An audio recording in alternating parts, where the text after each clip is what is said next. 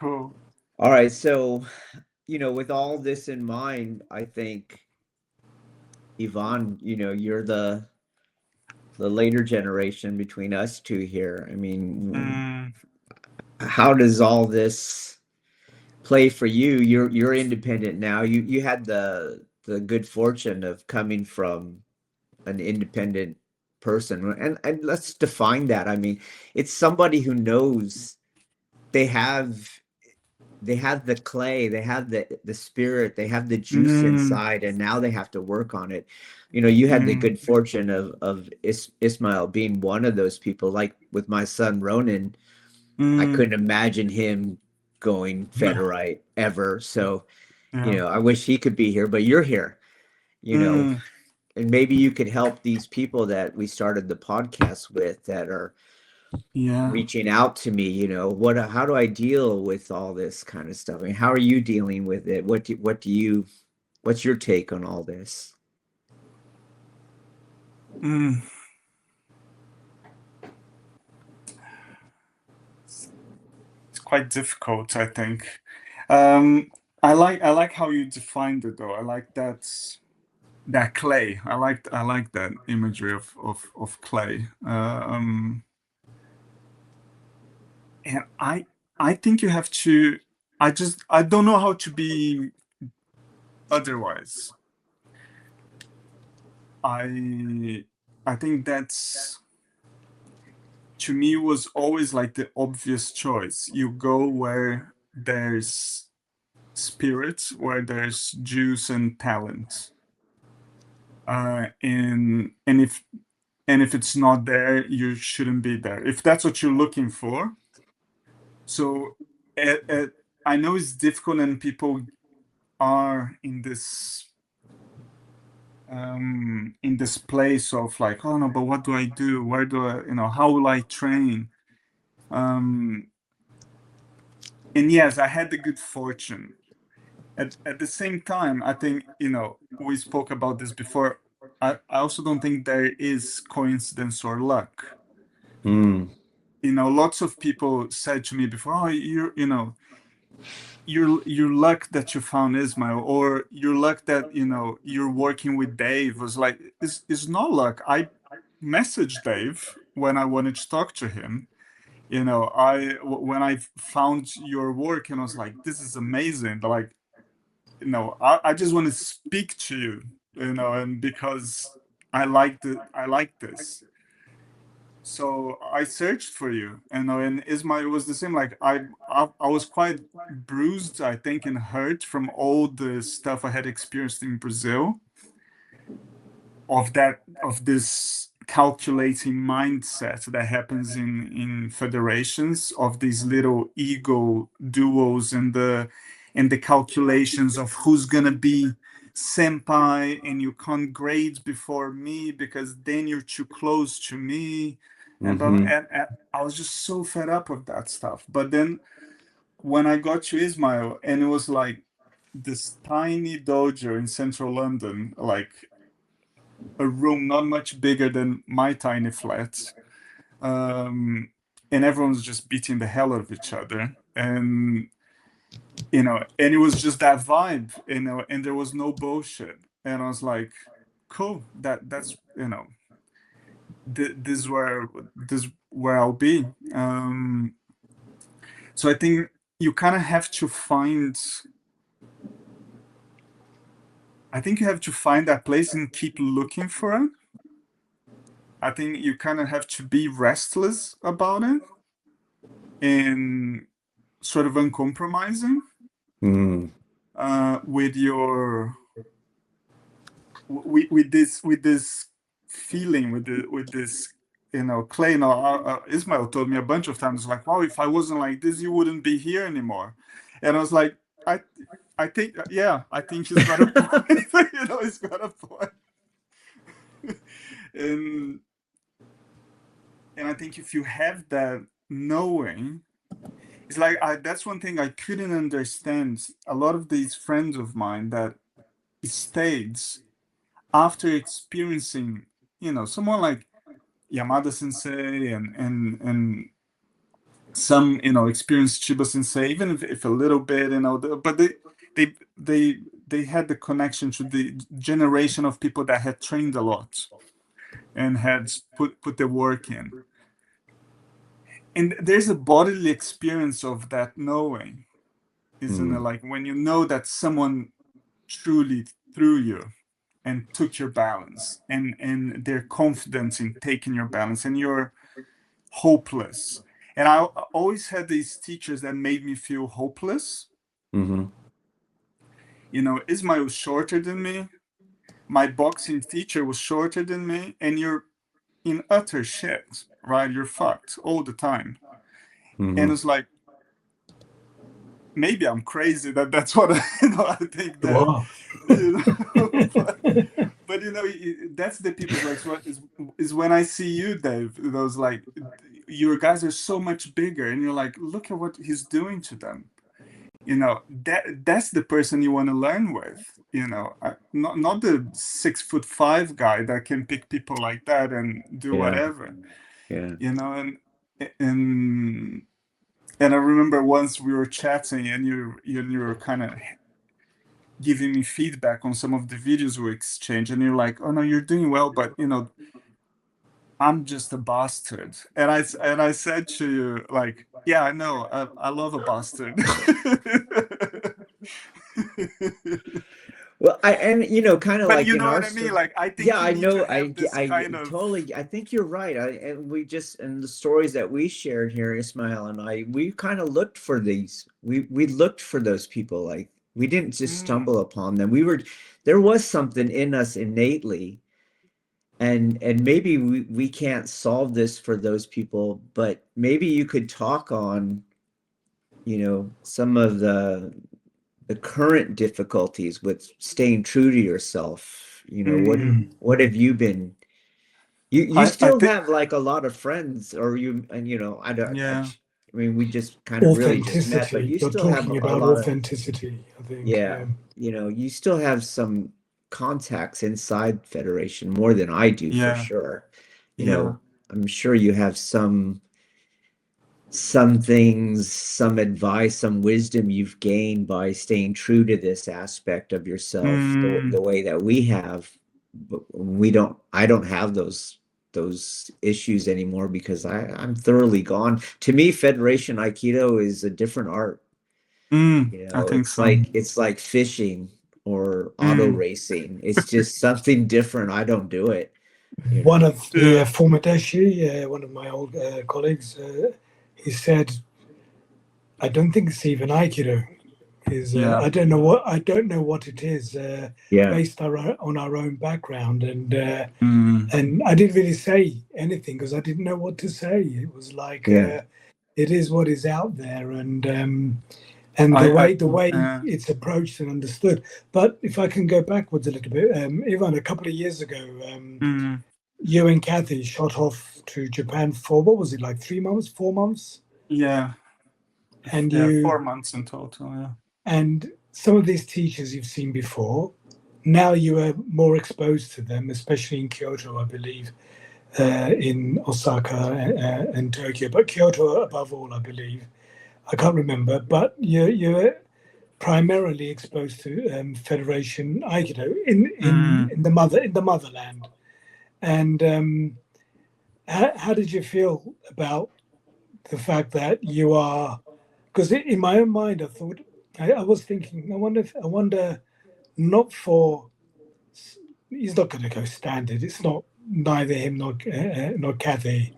But I thought maybe for practicality, just for structure, for organizational stuff, that I thought maybe that, and likely as it is, that there's still a small chance that you may have gone for it, because there you are in the heartland where everything belongs to something in Japan. That's my feeling. I'm sure there are independents and they kind of hide away somewhere and nobody knows who they are, and I bet even today they're still there. You'll turn up and it's like some obscure Iaido school that everyone's forgotten the name, and there's some bastard somewhere who's got oodles of the stuff, but you've got to really search and find Yeah. and get that. sure. But in the main, 98%, 99%, it's standardized training. And amongst that, yeah, we know that in the judo world, they've got some outstanding the Kodokan still produces top people. May not be from the Kimura era, it may not be from the Mizuno era, but it's still, as athletes, they are tremendous. And was there any temptation? Did you feel an outsider? Did you feel it is what it is, and I'm happy to do some and then move on to my own thing? I think if we had stayed, Mm. we both knew we would have gone independent there. Yeah. You know, because we knew we wanted to start our own dojo. I started to feel it was time for me to do that for myself, and I could tell we had, you know, our personal reasons to go to Japan that were bigger than Aikido, let's say. Mm. And then when we came across it, you know, the reality on the ground, we were like, well, we might have to do this stuff until we can go independent.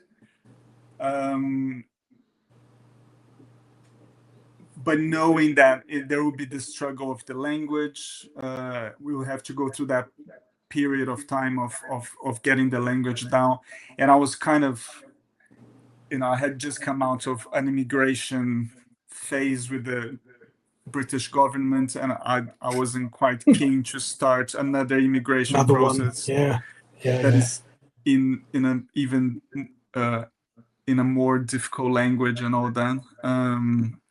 But the reality on the ground kind of made me like, we knew we were gonna have to do our own thing, or go in and find these guys, like you're talking about the kendo guy, David. And it's like people like that, and we knew I was gonna have to find other stuff. I was sort of keen to stay for longer because of my calligraphy interests and my other artistic interests that I have. And but it's back again to that thing we were talking a little bit earlier of luck. You know, it's like our main dedication is to this practice. So when we saw that, and now I say this, and people they kind of go silent when I say this, that I say that there isn't Aikido in Japan, and they don't know what to make of it. It is that thing, like, we moved our lives back here because you Ismail, you embody all of those, you know, is the weapons, is the Aikido, is the Iaido. Like over there, we'd have to shoot through all sorts and dig and probably just end up making our own thing. And here we have you. So you kind of make a major life decision again based on where can you get the teaching. And it comes back to a lot of the stuff you say, Dave, like, we always seek the teacher, you know, and people are, maybe that's another challenge of staying federation, because this model of seminar was created where people are just comfortable. It's like, oh, he's coming to my hometown, my hometown Berlin, my hometown Paris, New York, and they just, oh, I take a couple of hours of my day and just go see this Shihan, and they'll sign my little thing, and they're comfortable. It doesn't change them. It doesn't change their routine. You know, it doesn't change. The ones that are a bit more spicy, they'll do the whole seminar now. It's like, you know, I do the hours of a seminar every day, and it's like, well, what? Well, what's the point in that? So I think people are kind of got so much in I think we are seeing a combination of factors in society of extreme self-reification, extreme individualization, in the arts these arts struggle with this because it requires this unselfing. You seek the teacher, you seek the transformation. To transform, you're going to have to let stuff go. You're going to have to break and abandon things that are not working. Mm-hmm. And maybe that's the most challenging thing for people to do, and to because there's also a lot of this doubt. That's something I'm trying to help my closest friends to kind of believe in themselves. It's like, look at this guy, because they send me stuff. It's like, yeah, but he's out of balance. Mm-hmm. He's weak. He's out of balance. And we kind of do the scrutiny exercises, and then I send David's videos to them. It's like, check this scrutiny exercise and do it yourself, and then compare it. And so, because some of these, so I have very good friends that are still in that environment, and they're extremely talented and dedicated and passionate. And I was like, you're better than these guys you're following, Mm-hmm. but they don't have that confidence to look within and see that. That was something that I think when I arrived at the dojo, and Ismail would say, it's like, oh, but you're better than so and so, or that little kid is better than so. That was, I was like, how is the little kid better than the Siktan Shihan? And then I started Yeah. like, what does sensei mean about that? Yeah.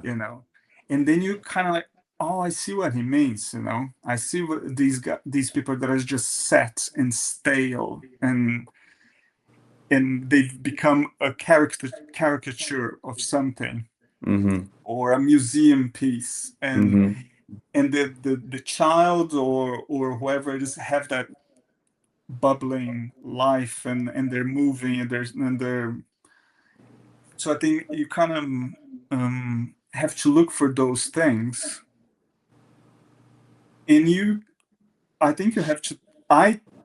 If I made these massive life changes Yeah. for Aikido, I think if you're willing to go deep into something, you have to do these massive life changes. It's like I couldn't. We came back from Japan, and I still couldn't go there to train with you, Dave. And then, but we have the video exchanges. I translated your book because I wanted to kind of get in your words in a different way. And I took a master's degree in Buddhist studies that I'm about to finish. And I know you abandoned academia, and now I see why you did it as well. But I abandoned Japanese Aikido too. yeah. But you know what I mean? It's like, this guy that I really admire did these steps. Yeah. Like, can I get a little closer? And so I'm taking this degree, and I'm doing this, and to try to come a little bit closer. And I think you have to have that self abandonment when you look something that is on a higher place, and you have to Yeah. believe in that, and take the dive. Yeah. And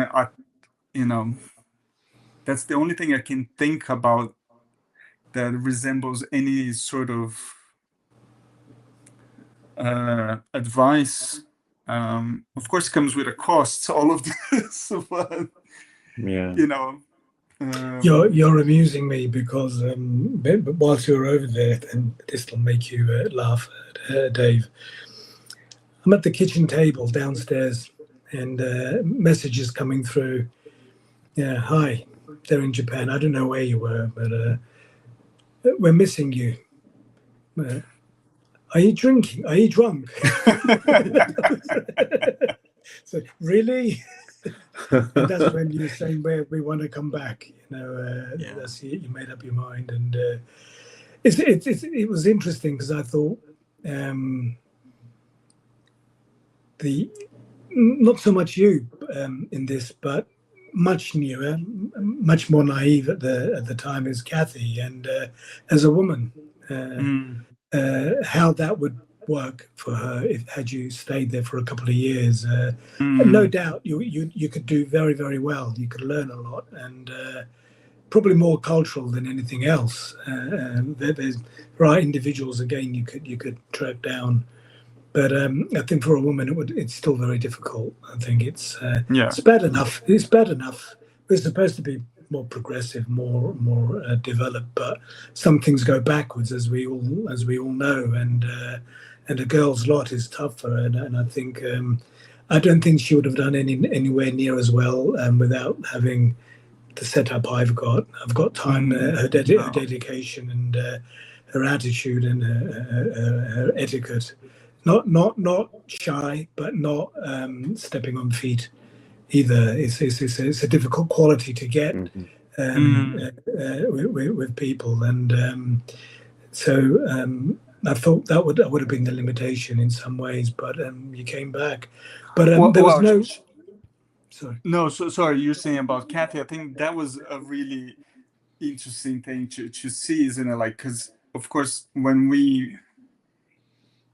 I'm approaching my 30th year of starting Aikido, and of course I had done I started, I don't know, I was 6, 7 years old or whatever, so it's been like a lifetime doing martial arts and combat sports and that kind of stuff. But for Kathy, it's different. It was later in her life, but she took that dive, and then she put the hours. It's like she stopped working so she could train more. Or kept her work to a minimum so she could do the prescribed hours, like you say, Dave. So, and then this fresh. She was, arriving in Japan. Like the first time we went, she had like 6 months of training, and she was just smoking these people on the mat. And I just smoke. It was hilarious, hilarious, because these guys had so much ego because they were in Japan, blah, blah, blah, blah. And this girl, there's like, oh yeah, I've only got 6 months. And it's like, so what have you guys been doing here for the last 20 years? Shouldn't be like that. So is the disruptor, isn't it? Is the person that disrupts the order. Well, I remember when you told me you were going. I don't know. I can't. You'll have to remind me, but I may have even asked you why. But I know I was thinking it. But on the other hand, I was all like, he needs to go. He needs to see for himself. And I don't know, Ismail, if you had that, like, he does need to go to see and learn, or Ivan, if you had that experience, did you go? Yeah, this is beneficial to see it. I think it's important because now once you experience it, it's like a few of these people that we do the scrutiny exercises on Patreon. I trained with them and I was like, is that it? Is that what you got? And again, it's coming back to that trust, isn't it, of your experience, of what you have, instead of like, oh no, but he's a 6th dan. No, but he's a 7th dan. It's like, no, but my body Yeah. knows what unbalancing means. Yeah. You know when you're screwed, Yeah. and like therefore you also should know when you screw someone with a Yeah. pit, Yeah. like with a it works, is the reverse engineering of the whole thing. But Yeah. um but I think it was beneficial to see, is what I always remember, that when you say like the culture, your culture will kill the art. Mm-hmm. And I think their culture killed their art as well. Wherever Japanese society got to in this extreme, I don't know, politeness and of just this avoidance of conflict. These are huge historical processes, isn't it? Mm-hmm. And but I think it's helpful to see it in experiences, like, yeah, this is not working for the art. It might be working for other things, but it's definitely not working for this, for Budo, for what we like exploring. So I Mm-hmm. was well aware that if we had stayed, it would have been for all the other Mm-hmm. things, and that it would be for the language, because we'd like to deepen ourselves in the language and my calligraphy practice, and I got into shakuhachi as well, and I was like, but not for Budo. Mm-hmm. And I think, Kathy got what she needed to get and observe as well, and I think took good lessons from it,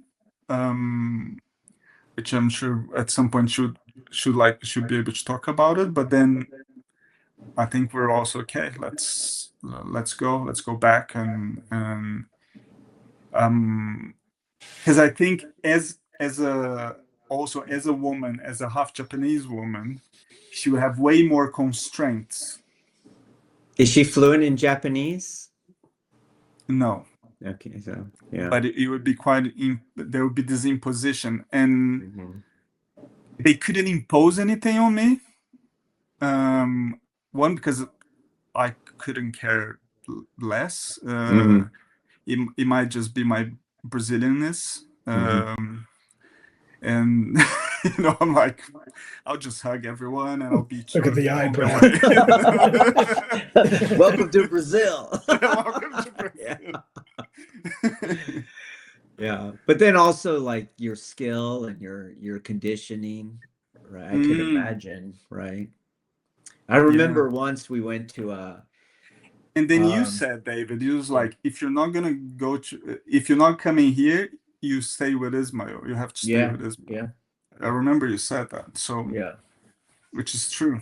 Because that's where I felt you could follow you're working Mm, with that clay, with that spirit, you know. mm, I agree. You were looking already, that was working on you, I would say. Like it was mm, working on me, it was working on Ismail. That brought us to where we are and all our course changes, you know, and it was like it's almost like you're there. You got it already, you know. mm, But sometimes you do have to go, especially because we all came through that federation system. Its mm, narratives are in us.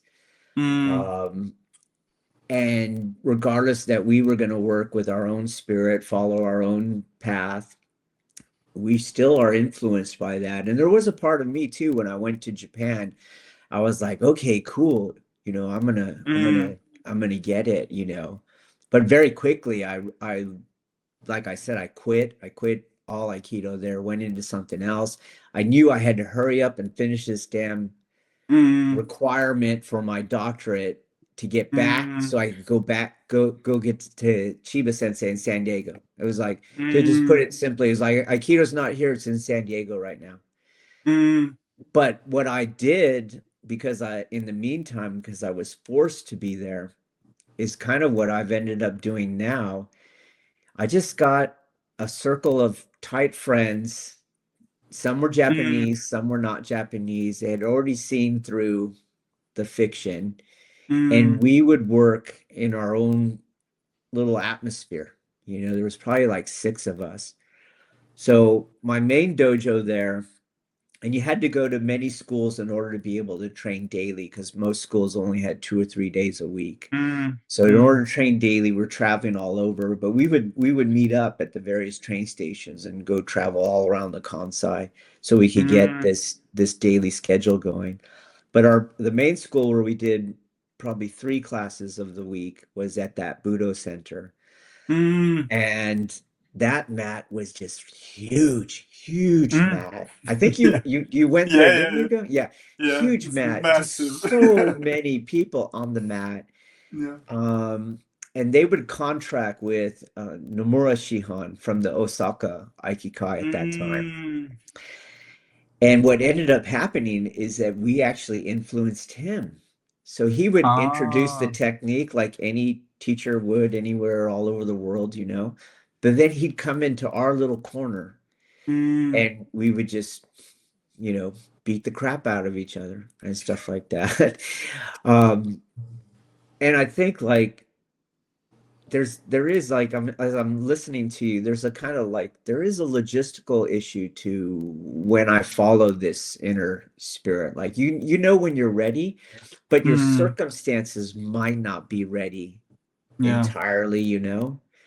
And I think sometimes the people that are writing me is like they're some of them like maybe play a little bit more of the game and work with what you can where you're at, and work to get things logistically in place so each step you can more fully follow what you already know and what's in you versus like, you know, because I look at my past and it was incremental. You know, it wasn't like, oh, I can already see this is not going to work, you know, and then I'm out, you know. I kind of like, I see this isn't going to work, but let me see what I can get out of it as it is now, at the same time that I'm working to set the logistics up for when I can go with what I need. So like we have a very small student body. We still need to pay rent here in Santa Barbara. It's very expensive, you know. So we're going to need a kids program because I'm not going to cater the adult program to the people that want to be comfortable and aren't willing to commit. So we had to come up with a kids curriculum, you know, to help put the roof over our head. But I'm going to do it in a way that I'm happy doing it. So like we don't, for example, our intro kids program, it's really just games. It's really about cultivating honor, integrity, bravery. We work on strength and coordination. You couldn't tell if that was just a youth program or an Aikido class, you know. But if you know what the spirit of Aikido is, you know the spirit of Budo, you could see, oh yeah, that is exactly it, but none of the Kihon is in there, you know. And the other thing we did was we don't have an open door policy because I could see that the choice was get a bunch of students to have a big roof over our head. But then I saw what that did to the federation, so to speak, you know. All right, so that's not an option. Or we could charge an exorbitant amount of money. Like some of our BJJ schools here, I mean, there's like $300, $400 a month for a few classes a week. You're like, no, I don't feel comfortable doing that. But I also don't think the Aikido market supports that. So I have to be more selective with people who see the dojo more like a temple or a church, and you donate to your spiritual core, you know. we have on the website what the dues are, but I'm telling you, the Deshi, whatever it takes to keep the roof over our head, right? And then likewise for me, you guys were mentioning this, is like you end up as the teacher, you're giving way more. You can't be in this for the money, so to speak. So your perspective Definitely not. has to change. Yeah, this is my practice. This is what I do. This is the centrality of my world. This is where I answer that spirit in me. And it's silly to go, I'm not going to work for that, to make money for that. I was like, yeah, I am. I'm going to do that. But it has to be done in baby steps. Yeah, We started out true. in the back room of a former student of mine in Kempo. So he learned from me in those back room small groups, and then he took it and went totally commercial. We stayed on good terms. Wow. Not my thing, was his thing. Yeah. He was telling me I think he was making $30,000 a month. Wow. Right? Like, No college degree of any kind, right? But he went commercial and he had a giant school. And when I decided I'm going to start this independent school I mentioned in Aikido, it was all like, hey, I know you have a back room and you got some hours. Would you mind letting go? Oh, of course, And I was on the, kind of like, I mean, he was a great student when I trained with him, even though we went two ways. Very loyal, very, very humble and towards me. So he was like, yeah, whatever you need. But that's where we started, so that we didn't have a rent to have to cover, but we had what we needed: a few people Yeah. who wanted to do this, follow their inner spirit, be real, not lured by Federation symbols and metaphors and all that kind of stuff. And through that, we found the people who will just go, this is my church, so to speak. And we keep the roof over our head, and that's how we do this. And but it was, that started in 1999. Wow. So all those Yeah. steps happening, when here we are in Yeah. 2026. Yeah, it is gradual, isn't Yeah, it's not a sprint, it's a marathon. it? So And I no won't medal, say and no medal at Tracy, the end, no trophy. yeah, no trophy at the end. No. But you So feel it true, sounds you like feel good because you're true to yourself. And your Aikido's better. sounds like Rudyard Kipling. What was that? His saying, his words: victory and loss. Those imposters. It's the journey, stupid. It's Yes, it's it's like the journey. you've won. I've achieved this. You've achieved that. With a sufficient common sense. If you've done well, pat yourself on the head. Okay, well done. You did good today. Did good this year. Good, great year. Wonderful, wonderful year. Now get back on the fucking mat and carry on. It's the game isn't over. It's not over yet. You carry It's on. not over.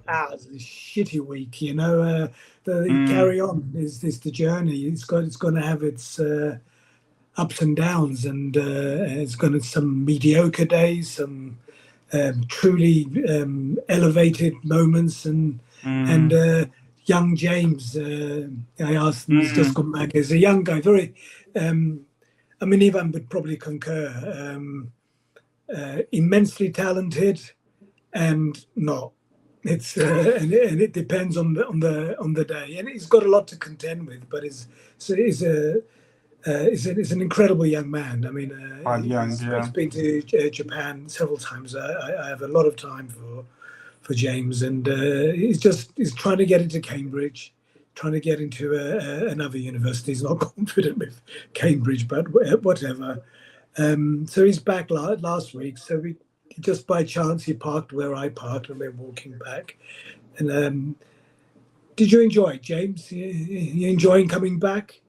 Well, I don't know about the word enjoy. No, and what are you fucking talking about now? He's like, you're too young and haven't done it long enough to reach the points of the sort of the yo-yo effect. The novelty's still there, right? And he said, but he remembers a previous piece of advice is training is also meat and potatoes. It's the staple. And it's not wrong. And I said, yes, but it's also enjoyment. It's also, it's discipline, it's enjoyment. Sometimes it's fucking miserable, you know, let's be frank about this. But the overall thing has to be, it has to be positive. It cannot be a negative thing. I mean, you've got to be incredibly stupid to be doing it for. If you're doing it for the money, you chose the wrong career. If you're doing it to be miserable, you've as you know, you're doing it wrong. I have no idea what to say to you. You think it's just the grind to prove how tough you are. You've made a huge mistake. It's none of those. But anyway, he's a young guy, and he likes to sort of get stuck on certain things. And I said, no, it's all of those. You're not wrong, but you gotta enjoy it, even when you're getting a clap around their head and whatever. Even when it's not a good day, the overall thing is the narrative should be a positive thing, and it takes time. And someone told me years back, actually stateside, we're like farmers. You know, you're kind of the seeds, and you're watering, and the soil, and you're bringing these guys along, and you're kind of you're walking in, and I mean, I don't want to be mean here, but sometimes you're okay, what are they doing today? Yeah. You know, but let's be honest, this is like, yep. And then what was the joke I often do? The Greek gods, you know, they're much more fun than the monotheistic ones there, because they're mischievous bastards looking down, and they're watching and thinking, oh, for goodness sake, we're doing the same shit for thousands of years. And suddenly this guy called Jason and the Argo goes, oh, for fuck's sake, he's not following the routine. Is a change. And then one of the other gods is jealous and wants to ruin it and trip him over. And I don't know who is it Neptune or Poseidon? And I mean it quite seriously, because yes, it's very caricature, it's very fun, but in many ways there's a lot of truth. There's a lot of truth there. You see it in the training. You repeat and you repeat and you repeat, and something has to break where the same thing is different, rather than you do something different to be different. You're doing the same thing to find the difference, and people work, and people got their lives, and somehow we have to stick by our guns. The optimism. What did Kathy say when we were in Spain? I said sometimes, you know, you get disappointed with certain things, and I suppose that means you have expectation. But she said something. Being a school teacher, she probably understands very well. She said, but it also indicates that underneath it all, you're still optimistic, because you don't get disappointed if you don't have a positive expectation that, hey, this is going to be a good event. This is someone good is going to come along, and things. You know, there were surprises, a kind of a serendipity, the unexpected sort of events that took place that made it quite pleasurable. Ivan knows what I'm talking about. The last day. Yeah, I know. And, I was also thinking, you know, it kind of came back to me about just how David put it. You know, the fact that I still have a lot of friends within federations and stuff, and you guys who have done this split a while ago, and you kind of keep this pursuit, and this is something I can definitely share, because it's something that is becoming more and more present, is the solitude as well, because I think there is something that the big numbers help, is this illusion that you have a lot of people to support you, and there's this kind of like safety numbers thing, Mhm. but Comforts you again. is that comfort, and but knowing that the high levels of anything, it's a solitude game, really. Any ascetic discipline and practice, and even when I was still a guitarist, you sit your butt down for 8 hours every day alone with the instruments. It's not the partying and Mhm. rock and roll life, not my life, because I wanted to play such hard music that I had to sit down and just like, there's no alternative, but be by myself playing that instrument. And I think I don't quite understand this message that was delivered, that somehow this modern Aikido is a spiritual practice, when you don't have that ascetic side to it, of this, like, is what you guys are saying, this daily in and out of misery but joy, but it's like going through all these stages. And so the further away I get from it, this solitude also gets, because you also see it differently, Yeah. isn't it? You start looking back, it's like, oh, what are they up to now? And it's like, it's the same stuff, they're the same or worse. Mhm. Is what we often talk about in the Patreon group, Dave. Like, they're Yeah. getting weaker, Yeah. they're getting stuck, and Mhm. and so in a way you're like, okay, I definitely took the right path here. But it is lonely.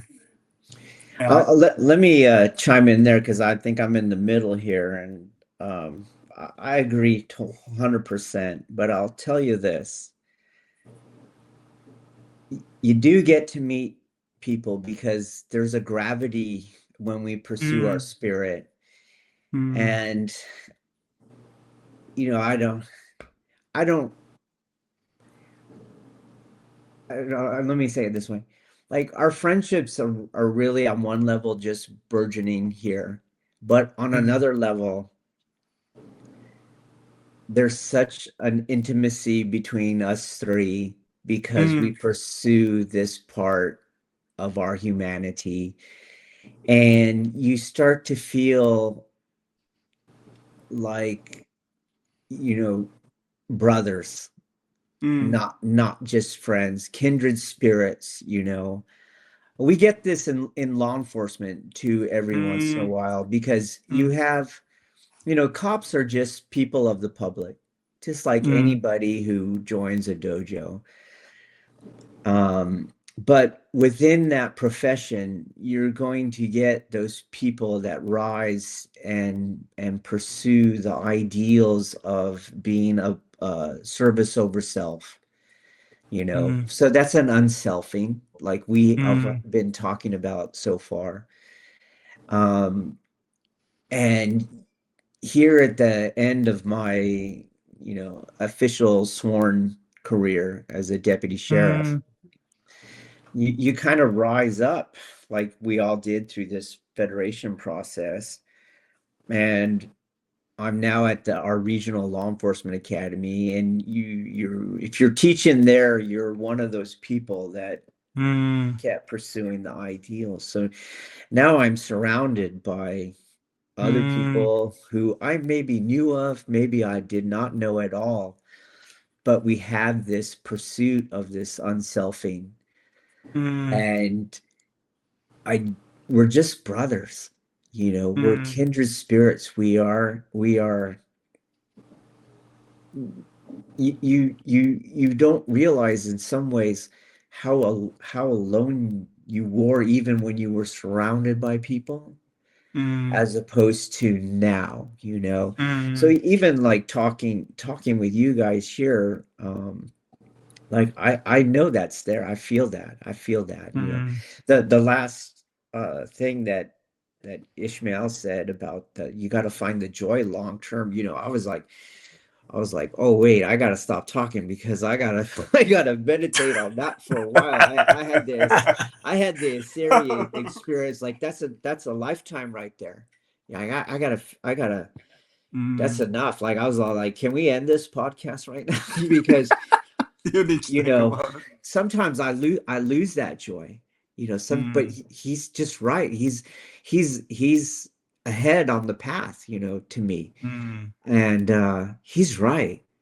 I could see that. The way that I even mentioned, like, you know, that one Deshi was crying, but when I went back and I watched the video, and like, holy cow. I mean, those were sweet. That was like Gordon Ryan level reversals, Wow. you know. So cool. And she just started and you know, sometimes I like go, oh, I gotta go back and teach this group, but then you're like, yeah, but I wouldn't want to be anywhere else. There is this underlying That's the joy. thing. Yeah. Yep. And Yeah. we're here. The gravity brought us together. The gravity brought us to our teachers. The gravity brought us, her to me to her, you know. And in some ways you are together, you know. You're not alone.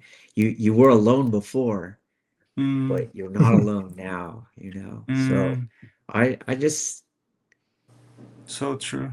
that's a thing here. So I know exactly what you're talking about. You're right. But you're gonna see this, you know. You probably already do. I know you do. I know you have glimmers of it, but you're going to see, like, you know, I have brothers here, I have fathers here, I have sisters here, you know, and it's more real than anything else. Like that, you could look at what we're doing here is like, I'm trying to make Aikido real. I'm trying to be real, you know. And that's what we're doing here with our art, but we're also doing it with our relationships as we pursue this most real part of us. We come to meet other people pursuing that most real part of them, and now our relationships become real. Hang in there, my friend. You're doing great. You're doing great. Thank you. I think so. He'll do. He'll do. You think we should call it there and look for another time of doing this again? Okay. Yeah, I'm sure we're going to do this again. So yes, for sure. Save something for another time. Okay, I'll let you know when I'm done meditating on Ismail's latest thing.